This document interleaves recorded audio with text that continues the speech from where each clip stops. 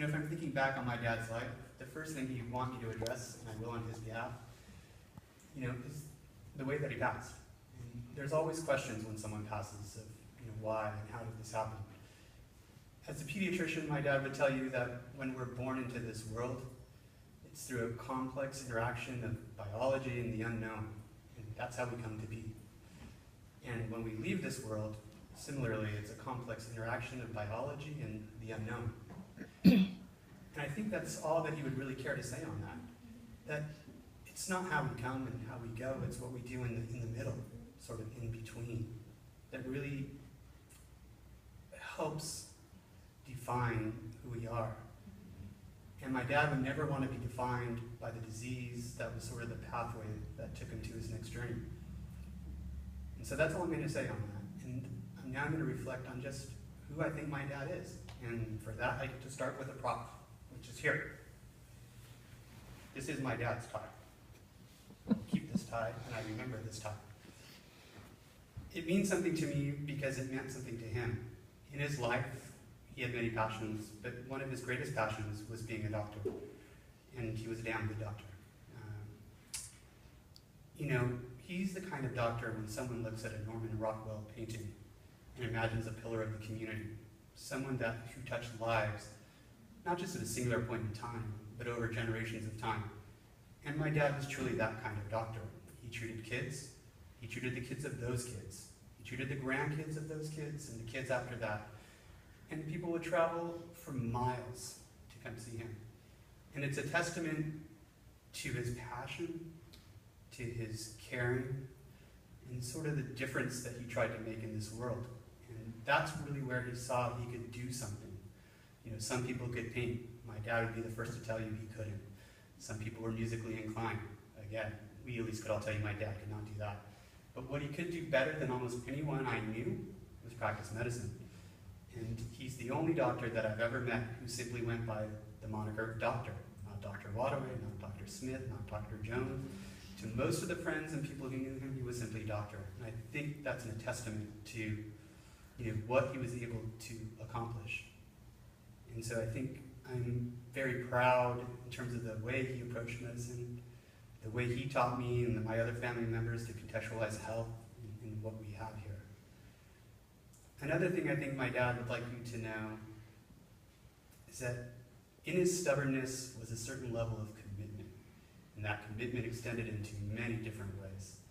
He had an almost 50-year marriage, which I think any of us who are married can understand what that commitment entails. It entails love, it entails sorrow, it entails a range of emotions. And to carry on a relationship like that to the end, I think speaks to itself. That, like all of us, he made good steps and he made missteps, but he always stuck with it, and he always stuck there. And it's not surprising because his college classmates and his medical school classmates would tell you that his nickname was the Bull, because he would just keep charging forward, and that's how he approached much of his life. As a father, I think, at least on my behalf, I can just remember growing up, kind of wasn't around sometimes because he was on call. He was helping to deliver a baby. He was helping to, help someone's child. And I think as I was young, I didn't quite understand that as much. But then I think as I got older, a lot of us realized that his job and his life was a life of service. And there was something beautiful in that. And that he knew that we were strong enough to understand that. And he was a good dad. He provided us with a lot. We didn't always agree eye to eye on things, I would say, but that was okay, and he was okay with that. He was always about making your point, making your case. Even if it differs, it's okay, but make your case. He afforded my brother and my sister and everyone around us an opportunity to see the world, to really understand that life is about knowledge and the quest for seeking knowledge. He was always someone who was about moving forward, be optimistic. Don't look back. If you stumble, stand up, keep going. That's just life, and that's okay. I think as a friend, he was always a pillar to people. He would be there for advice. And my dad had a very direct way of saying things, and I think people appreciated the fact that he was candid because they knew he cared. As a person from India, he would always remind you that he was a small village kid who kind of came so far. And who would have ever thought that a boy grown in a small village in Sangli would eventually end up in England, then into New York, then to California, then to Georgia. Pretty amazing journey. And although he often talked about, and we knew it would never be possible, that he would move back to India, there was a certain fondness that India will always hold for him. It was the memory of playing in the jungle, of hiking, of in the rivers constantly learning how to swim, sugarcane, the sounds. It was something that he carried with him his entire life, even though it had ended up him living in the States probably longer than he lived in India. But it was important to him.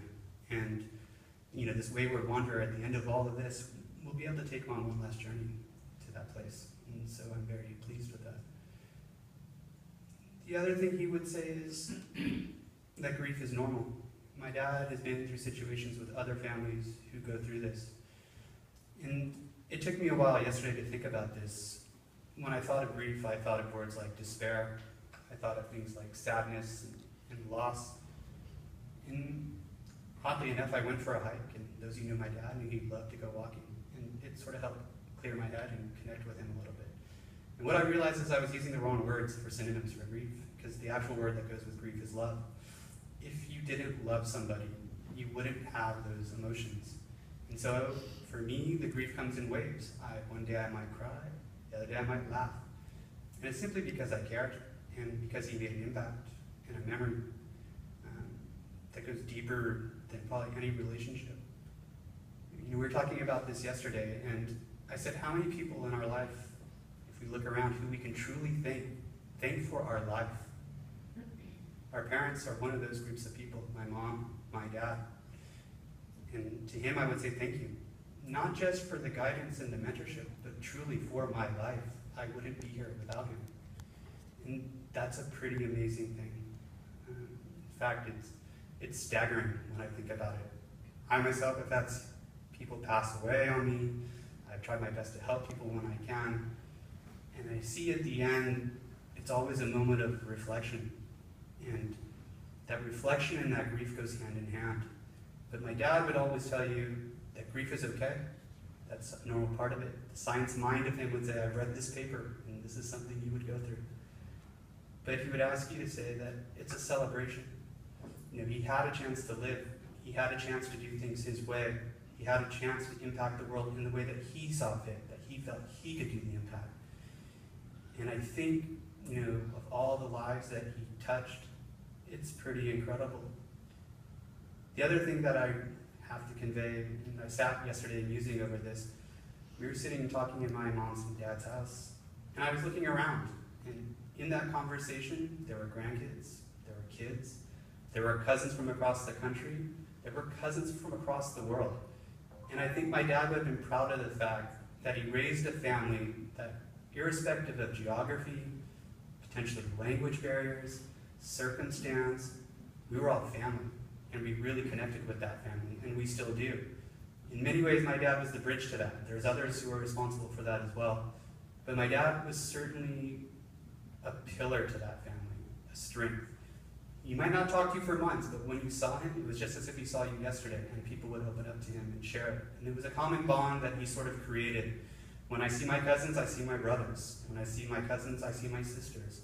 And when I see my actual brother and sister, I see family as well. And it's pretty amazing that he gave that to me. When I think what I'll take away from all this is that I was fortunate. I was fortunate for the time that I had. And I was fortunate that in the last days, he always told me, you're always going to think about these things, hindsight 2020. What if, this and that. You make the decision you make at the time when you make it, and you make it for reasons that are justified, or at least that you feel are okay. And he would just tell us to get on with it. My dad saw his body as a vehicle, and the vehicle at this point broke down. But my dad was a wanderer, and even to this day right now, he's wandering somewhere. And so I'm happy for him, because when I saw him and he couldn't quite walk, when he couldn't quite do this, I knew that he was just itching to get out there, to perhaps go climb Kilimanjaro, to go back to China, to go do what he really loved to do. And he would tell you that. Do what you love to do. Because at the end of the day, the book is going to close for all of us. And you really want to be sure that you're living your life and don't take it for granted. I'll miss him. But my father he was a man who made an impression. And while his body may no longer be here, his spirit and the impression he made upon me, among many of you who are sitting here, will keep going. And I would say we should build upon that. The wisdom that he had, the compassion that he had, the caring that he had.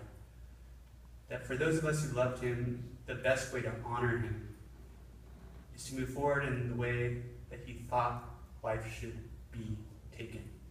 And that is to live it.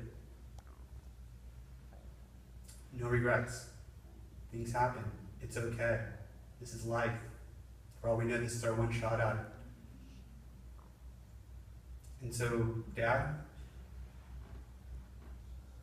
I hope where you are now is everything that you could have conceived it to be, whatever that is. I hope that you feel the freedom that I know that you long for recently. The other things I don't have to worry about. I was lucky to know that he left knowing that he had a lot of pride in his kids and his family, and in his friends and his relationships. And I'll just say that I think we all feel blessed to have known him in our own way. And we have memories with him. And they can be varied. And today, on this day where we're gathered together, I would ask you, take a moment, consider those memories, the good ones, the sad ones. Because through you reliving your memories, that's how I think we can relive his life and really honor what he was able to do. And that's something that he would want. So thank you.